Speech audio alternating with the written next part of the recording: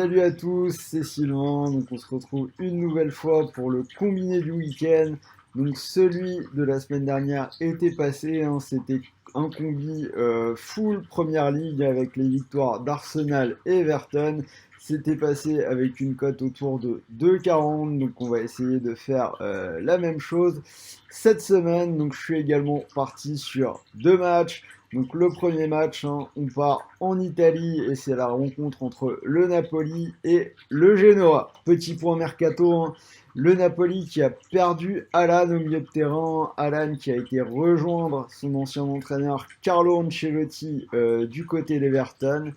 Mais côté arrivée, donc on a une équipe de Naples qui a aussi été active en enrôlant le buteur du LOSC, Victor Osimhen, Victor Osimhen qu'on avait vu particulièrement efficace en Ligue 1 la saison dernière. Et d'ailleurs, l'ancien Lillois s'est montré à son avantage dès la première journée de cette Serie A, puisqu'il est entré contre Parme autour de l'heure de jeu à la 60e minute, et son entrée a tout changé, alors que justement Naples avait vécu une première heure un petit peu difficile. Il rentre, et là on a deux buts. Donc Osimhen qui dévie un ballon de la tête pour Mertens, qui marque à l'entrée de la surface pour le premier tir cadré du match de la part de Naples. Et quelques minutes après, on a le deuxième but pour Insigne. Alors, si on regarde un petit peu les résultats du Napoli, surtout à domicile, c'est une équipe qui a fait 5 sur 6 à domicile après le restart. Ils ont battu sur la fin de saison donc la Lazio, la Roma, Sassuolo, qui est Sassuolo dont on parle pas assez, qui est une équipe en forme du restart, qui joue très bien. Et ils ont fait un match nul de partout contre Milan. Donc Milan qui avait totalement changé de visage avec l'arrivée d'Ibra pour le restart. Au final, on a une équipe de Naples pour qui les choses se passent bien avec Gattuso. Ils gagnent la coupe contre la Juve. Alors ce sera peut-être un petit peu juste pour postuler au podium en Serie A cette saison, mais ça doit quand même être suffisant en théorie pour battre le Genoa à la maison. Donc le Genoa, une équipe qui a du mal à l'extérieur historiquement. Ils ont brillamment remporté le premier match, mais une victoire à relativiser, puisqu'ils jouaient contre Crotone, le promu. Donc une équipe qui sera sans doute très faible tout au long de la saison. Alors par contre, on a vu des choses un peu sympas du côté du Genoa. Donc Mattia Destro qui s'était un peu perdu, qui est revenu dans son premier club, le Genoa, depuis quelques matchs, et qui a marqué, qui a touché la part. Également Pandev qui nous sort un beau but avec un petit lob. Enfin voilà, donc ils ont battu Crotone. Après, à côté de ça, je pense que ce sera limité pour aller tenter de faire quelque chose à San Paolo, et je vois le Napoli s'imposer. Donc victoire du Napoli pour moi, cote à 1,30. Pour être tout à fait honnête avec vous, donc je voulais aujourd'hui, on est jeudi, je sors la vidéo, je voulais compléter cette victoire du Napoli avec une victoire du Milan AC justement contre Crotone, l'équipe dont je viens de parler. Une défense de Crotone qui s'est montrée très naïve contre le Genoa. Alors après, on vient d'apprendre que Zlatan Ibrahimovic venait d'être testé positif au Covid-19, et je trouve que c'est quand même une info qui change le match. On a vu l'impact d'Ibra, on a vu que c'est lui qui avait changé le visage du Milan AC pour le restart. C'est lui qui marque les deux buts milanais contre Bologne pour la première journée. C'est vraiment lui qui fait progresser les autres et qui tire tout le monde vers le haut. Du coup, je ne dis pas que le pari du Milan AC est mauvais, surtout que la cote de Milan est montée, et elle va peut-être sans doute encore monter. Après, du coup, je préfère quand même attendre de voir comment cette équipe du Milan va se comporter ce soir. Donc ce soir, ils jouent donc en Ligue Europa contre Bodo, donc l'équipe qui est en tête du championnat de Norvège, une équipe qui marque beaucoup, qui est invaincue depuis 20 matchs avec 18 victoires et 2 nuls. Après, c'est à relativiser parce que ça reste le championnat de Norvège, mais ce sera un premier test pour le Milan sans Ibra, le temps qui sorte du protocole de Covid. Alors du coup, j'ai préféré changer mon fusil d'épaule pour le combi, et on va partir en Angleterre. Donc j'ai choisi le match entre West Brom et Chelsea. Donc on a déjà pas mal parlé de cette équipe de Chelsea New Look, avec un recrutement pharaonique. Arrivée de Timo Werner, de Kai Havertz, Thiago Silva, Ziyech notamment. Un changement de projet du côté de Chelsea, puisque jusque-là l'équipe était un peu portée par les boys du club, Tammy Abraham, Mason Mount, Tomori, et donc là on repart vers un système de recrutement de stars. Alors ça a commencé de façon un petit peu poussive avec une victoire à Brighton 3-1, avant de perdre contre Liverpool 2-0 avec un doublé de Mané.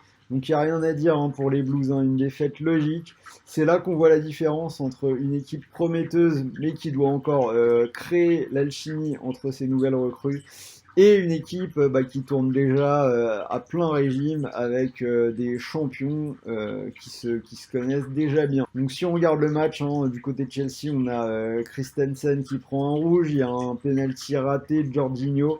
Après, je trouve pas que ça change non plus énormément la dynamique du match, et je pense que de toute façon Liverpool se serait imposé. Alors après, cela dit, hier, donc on a Chelsea qui gagne 6-0 contre Barnsley en Cup. On a vu beaucoup de choses positives.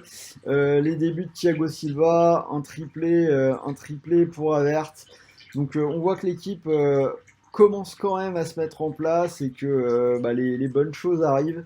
Donc il y a une seule vraie ombre au tableau, c'est quand même Kepa. On a un gardien qui est complètement à l'agonie, qui a complètement perdu confiance en lui, il y a vraiment des vagues déferlantes d'erreurs en rafale à tous les matchs. Donc ça y est, là on a Edouard Mendy, le gardien rennais, qui a officiellement signé du côté des Blues. Donc à voir qui va jouer. Alors, si on fait un petit résumé, donc on a une équipe un petit peu en création, des nouveaux joueurs qui doivent se refaire une condition physique. On a vu Havertz n'était pas forcément prêt, Thiago Silva non plus. Il faut trouver des repères, des automatismes, des circuits d'animation, que ce soit devant comme derrière. Cela dit, quoi de mieux pour ça que de jouer contre cette équipe de West Brom, un promu qui, à mon sens, a encore un niveau de championship, une équipe qui prend beaucoup de buts. Défaite à domicile contre Leicester 3-0, puis contre Everton 5-2. Même s'ils prennent un rouge, West Brom prend un rouge qui change un peu le match, puisqu'il y avait 2-2 et après Everton déroule en deuxième mi-temps. En Cup, ils sont éliminés par Brentford après un nul 2-2. Donc voilà, une équipe de Championship qui va jouer la montée, Brentford. Voilà, je pense que c'est le niveau de West Brom. Et je vois cette équipe de Chelsea quand même bien au-dessus. Donc je vais partir sur la victoire de Chelsea, cote 1,38. Donc si vous combinez les deux dans un combiné relativement sécure, victoire du Napoli et victoire de Chelsea, ça vous fait une cote à 1,80. Donc si ce combiné vous intéresse, vous pouvez profiter du bonus d'inscription sur Winamax. 100 € remboursés en cash pour ceux qui n'ont pas encore de compte.